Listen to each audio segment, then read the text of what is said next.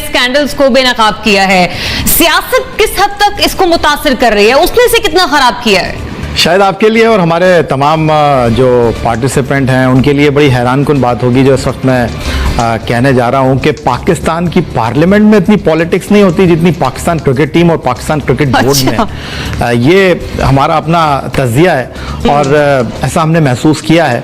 और सियासतदानों का काम तो सियासत करना है, आवाम की खिदमत करना है, लेकिन यहाँ पाकिस्तान क्रिकेट में बहुत ज़्यादा पॉलिटिक्स है। अभी अतर साहब बात कर रहे थे जावेद मियांदाद साहब को कप्तान बनाने की। ये पाकिस्तान क्रिकेट का अलमिया है। 92 में वज़ीर आज़म पाकिस्तान इमरान खान साहब जो आज सियासत में इस मनसब तक पहुँचे हैं, कोई खिलाड़ी यहाँ तक नहीं पहुँचा कि आज वो पाकिस्तान के वज़ीर आज़म हैं।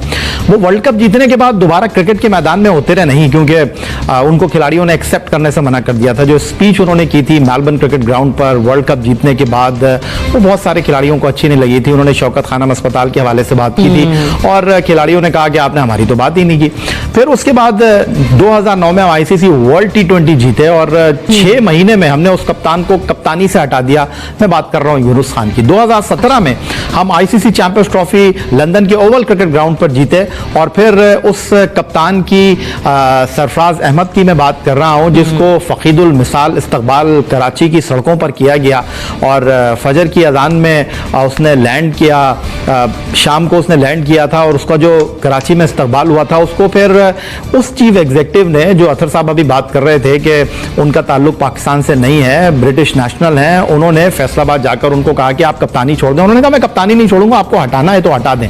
तो ये पाकिस्तान के हीरो की कदरों मंजिलत है। यहाँ पर मसला पाकिस्तान क्रिकेट का ये है कि पाकिस्तान क्रिकेट में बहुत सारे मामलात हुए हैं। आप फिक्सिंग की बात कर रही हैं, ये एक बिल्कुल डिफरेंट टॉपिक है, मैं इसकी तरफ जाना नहीं चाहूँगा, लेकिन इंतहाई अफसोस के साथ ये कहना पड़ता है कि कभी खिलाड़ी पावरफुल होते हैं तो वो बोर्ड को ब्लैकमेल करते हैं, कभी बोर्ड जो है वो खिलाड़ियों के दरमियान जो ग्रुप्स होते हैं उनको तकवियत देता है, उनको कप्तानी के लिए आगे लेकर जाता है। मैं आपके साथ एक बड़ी दिलचस्प बात शेयर करना चाहूँगा कि पाकिस्तान टीम पर्थ में 2010 में वनडे इंटरनेशनल खेल रही थी और पाकिस्तान टीम के कप्तान, उस मैच में 2 कप्तान थे। टॉस के लिए रिकी पॉन्टिंग ग्राउंड में मौजूद थे। एक टीम थी जिसके कप्तान शाहिद आफरीदी थे, उसमें मोहम्मद यूसुफ नहीं थे जो कि इस वक्त हाई परफॉर्मेंस सेंटर में बैटिंग कोच बने हुए हैं। एक टीम के कप्तान मोहम्मद यूसुफ थे जिसमें शाहिद आफरीदी नहीं थे और रिकी पॉन्टिंग इंतजार कर रहे थे कि मैंने टॉस किसके साथ करना है। और फिर यहां से लाहौर से पाकिस्तान क्रिकेट बोर्ड के जो चेयरमैन थे उस वक्त के एजाज भट्ट साहब, उन्होंने फोन किया और उन्होंने मोहम्मद यूसुफ को कहा कि जी शाहिद आफरीदी कप्तानी करेंगे। और शाहिद आफरीदी जब कप्तानी करने के लिए गए, टॉस करने के लिए गए, उनसे पूछा जब गया कि जनाब आप आज कप्तानी कर रहे हैं, आपके मुस्तकिल कप्तान मोहम्मद यूसुफ नहीं है? तो उन्होंने कहा नहीं मुझे नहीं पता। तो ये तो पाकिस्तान क्रिकेट के हालात हैं। अभी आपने बाबर आजम को कप्तान बना दिया, जरूरी नहीं जो अच्छा खिलाड़ी है वो अच्छा कप्तान भी होगा। तो ये पाकिस्तान क्रिकेट का सबसे बड़ा मसला है कि वो खिलाड़ी जो पाकिस्तान को चैंपियन बनाकर लेकर आया, जिसकी कप्तानी में पाकिस्तान ने भारत को शिकस्त देकर चैंपियन बनने का एजाज हासिल किया, आज वो ये सोच रहा है कि वो पाकिस्तान टीम में दोबारा खेलेगा या नहीं खेलेगा। तो ये सारी चीजें वो हैं कि पाकिस्तान क्रिकेट में इस वक्त इमरान खान साहब से बड़ा तो कोई नहीं है पाकिस्तान क्रिकेट में। उनकी क़यादत में पाकिस्तान 92 में वर्ल्ड कप जीता।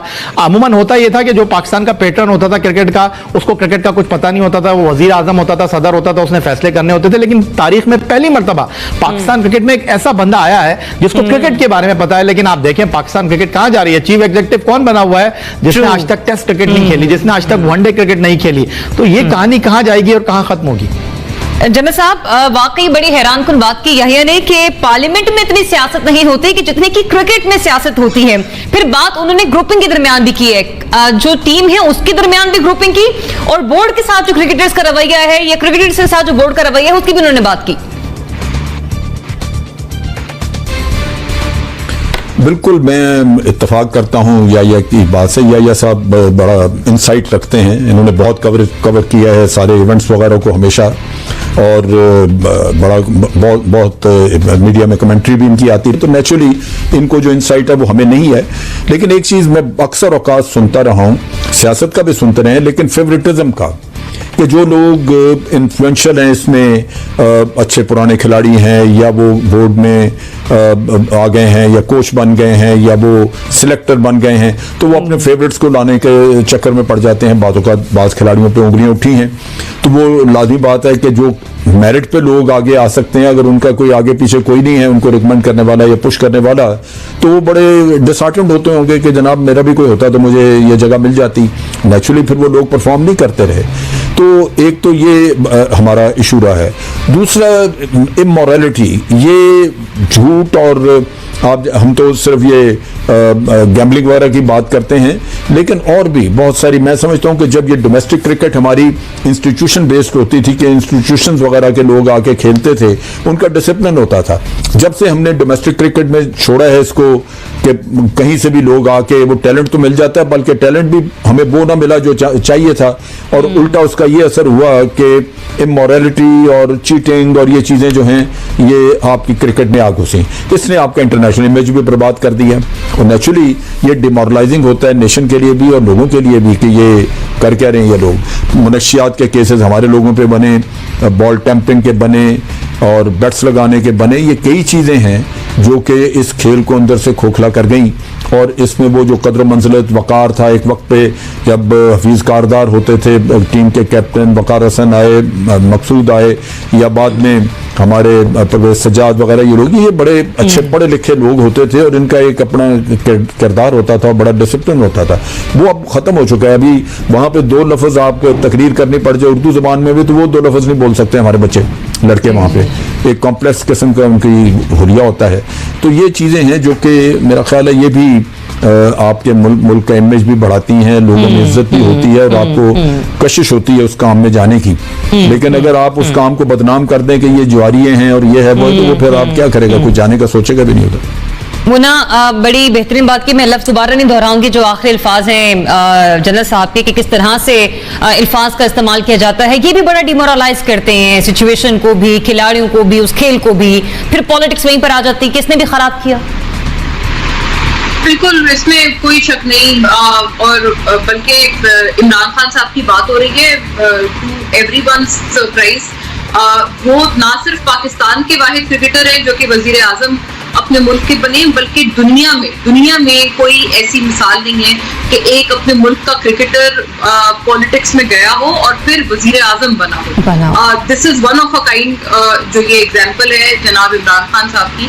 अच्छा, एक बहुत इंटरेस्टिंग किस्सा इस हवाले से आपके सवाल को एंडोर्स करते हुए कि किस कदर सियासत रच बस गई है हमारे खेलों में और बिलखुसूस क्रिकेट में। नवाज शरीफ साहब से जब वो वजीर आजम बने तो उनसे उनके एक अजीज ने कहा कि जी मुझे पीसीबी का चेयरमैन लगा दें।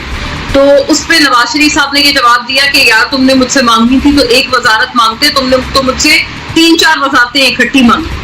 मतलब ये एक मैग्नीट्यूड है और ये एक मैग्नानिमिटी है पीसीबी की इटसेल्फ। वजीर आजम इमरान खान से यकीनन बहुत सारी उम्मीदें इस वजह से ही वाबस्ता थी कि वो हमारे क्रिकेट में तो वो हमारे सबसे बड़े लेजेंड और 92 के वर्ल्ड कप के तमाम पायनियर। ये बात बिल्कुल दुरुस्त है कि हम जिस तरह से अपने क्रिकेटिंग लेजेंड्स को या अपने किसी भी स्पोर्ट्स के किसी हीरो को जिस तरह से हम उनको डीमोटिवेट करते हैं, साजिशों के तहत उनको हम लोग नीचा दिखाते हैं, फिर उनको किसी तरह से नीचे लाने की कोशिश करते हैं। उनके जो राइवल्स वगैरह होते हैं, उनके नाकदीन होते हैं, वो किस तरह से मिलकर एक पावर लॉबी उनके खिलाफ बनाते हैं। ये एक बहुत बदकिस्मत बात है। और ये यकीन करें, कोई भी इंसान अगर बाहर बैठा हुआ है और एक एस्पिरेंट है, किसी भी स्पोर्ट्स में आना चाहता है, क्रिकेट हो या कोई और भी हो, तो वो आप अंदाजा लगाएं वो क्यों आएगा। वो हाल ही देखेगा कि आपने क्या हाल किया है। जो क्रिकेटिंग हमारे हीरोज थे या लेजेंड्स थे, उनके खिलाफ किस किस्म की साजिशें। अभी जो जनरल साहब ने जो बात पिन पॉइंट की है वो भी बड़ी अहम है। ठीक है, जो खिलाड़ियों की तरफ से भी जो गफलतें होती हैं, ये तमाम चीजें भी चेक एंड बैलेंस रखना, ये भी तो हमारी इंतजामिया, इंतजामिया पीसीबी, ये भी तो इनका काम है ना। आप मुझे बताएं कितने बैलेंसेस हैं। अजहरुद्दीन का किस्सा आपको याद होगा, उनके ऊपर फिक्सिंग का जो पूरा एक मुकदमा चला, उनको फॉर लाइफ बैन कर दिया गया। हमारी तरफ तो इस किस्म की कोई सजाएं नहीं है। और बाकी इस किस्म के लोग जो कि आते हैं यहाँ पर, उनके ऊपर भी यही जिम्मेदारी आयद होती है। बात जबान की नहीं है, बात अपने आप को आर्टिकुलेट करने की है। उर्दू बोले, अंग्रेजी बोले, जो भी बोलते हैं, लेकिन एक कॉन्फिडेंस के साथ बोले, एक अपनी बॉडी लैंग्वेज रखें। आप बैनुल अक़वामी सतह पे हमारे मुल्क की नुमाइंदगी कर रहे हैं। इसको क्रिकेट को सॉफ्टवेयर टूल ऑफ डिप्लोमेसी भी कहा जाता है, सिफारतकारी वगैरह में। तो आप इस लेवल पे जा रहे हैं, आपके ऊपर बहुत भारी आपके कंधों पे एक जिम्मेदारी आयद की गई है। तो आप कम से कम अपने आप को जिस जबान में भी आर्टिकुलेट कर रहे हैं, आप बहुत अच्छी तरह से करें, बहुत खुश अल्फाज और बहुत अच्छे अपने बॉडी लैंग्वेज के साथ करें। बदकिस्मती से ये चीज हमें नजर नहीं आती, उल्टा ये चीज हमारे लिए एम्बेरसमेंट का बहुत दफा बाइस बन जाती है। तो मेरा ख्याल है कि देखिए, मेरी पर्सनली बात हुई थी विव रिचर्ड और गवास्कर से, तो उसमें उनसे पूछा कि तुम्हारे ख्याल में इस प्रेजेंट हालात में सबसे बड़ा क्रिकेटर कौन है, तो उन्होंने कहा कि जावेद मियांदाद। तो हमारे मुल्क में ऐसे प्लेयर जो हैं वो पैदा हुए हैं। इसी मुल्क में मुझे याद है जब जावेद को कप्तान बनाया जा रहा था तो मैं भी था एयर मार्शल नूर खान के साथ और मुश्ताक मोहम्मद थे। उसके बाद पूरी टीम के 6-7 सीनियर खिलाड़ी उन्होंने रोल कर दिया और रीज़न ये दिया कि हम इस काले के अंडर नहीं खेलेंगे। तो ये उस वक्त कहा जा रहा था कि जी इस काले के अंडर नहीं खेलेंगे। एयर मार्शल नूर खान ने स्टैंड लिया, कराची में सीरीज शुरू होने वाली थी, उन्होंने कहा कि जी ये सारे 6 के 6 लोग 7 लोग थे, ये कल के मैच से बाहर हैं, अब ये लोग पाकिस्तान की तरफ नहीं खेलेंगे। सारे आ गए और सब फिर जावेद के अंडर में उन्होंने क्रिकेट खेली। तो एक तो ये है कि इस तरह का एडमिनिस्ट्रेटर होना चाहिए और डिसिप्लिन वाला होना चाहिए कि लोग अपनी मनमानी ना करें।